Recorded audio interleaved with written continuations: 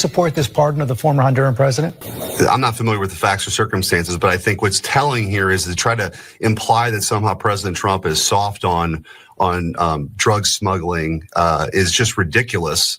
What do you mean you're not familiar with the facts and circumstances of the pardon? It's been well reported all across the country. He's the former president of Honduras. He was convicted of conspiring to bring in 400 tons of cocaine into the United States, also guns and other materials. It's been front page news across the country. Aren't you curious about that? Well, I'm curious about your pushback on that particular point. With your previous guest, you had zero pushback because he's giving the Democrat talking points like you spew every single week, which is probably why your ratings are so bad. But to make the point, what I'm saying is that you're trying to divert here the attention from what the American people actually support. 75% of Americans support us blowing narco terrorists out of the water in the Caribbean who are trying to poison Americans. There's no real legal debate about the ability to do that. Now, you could have a policy discussion about it, which now you see the Democrats pivoting from the second strike and the war crimes allegation to really what this whole thing is about. Should we be doing it in the first place? I have way more sympathy for my friends, my cousins, my neighbors, those people who've been poisoned by these narco terrorists, people who've been skinned alive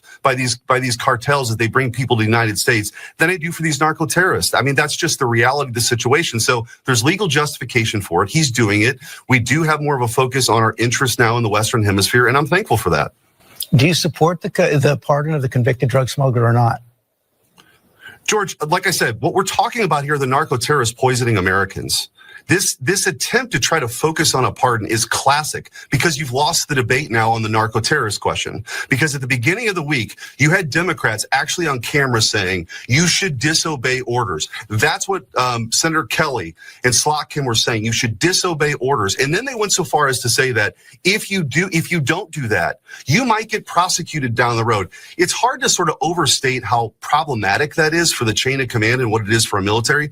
The Democrats had their shot at all this, and it was rejected.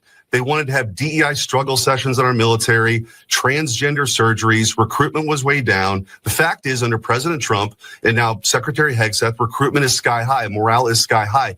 They're upset about that because they had an agenda that said that America could be everywhere all at once all the time. Now we have a president that's a realist, focusing on core national interest, including protecting Americans from being poisoned by the narco terrorists. And so now what we have now are Democrats who have such X-ray vision and clairvoyance that they know the intentions of narco terrorists on boats, yet we're so blind to see that they had a president for 4 years that was operating as a vegetable in Joe Biden. And the Democrats are just upset about that, and they try to create some controversy each and every week, and it goes nowhere. Just to clarify, the Democrats you talked about were talking about illegal orders. They were specific about saying it was illegal orders that they were talking about. Sure, but when you press them on what orders are they talking about, they had no answer, except to say that somehow they should be guessing along the way. I mean, it's ridiculous. It's really ridiculous. And this is kind of the rabbit hole of Trump derangement syndrome, is that they can't let this thing go. They can't believe that he won. They didn't want Hegseth to be the Secretary of War. They fought it. He was their number one target. They failed at that. And so now you just have a series of issues that come up every week to try to undermine this president and the Secretary of War.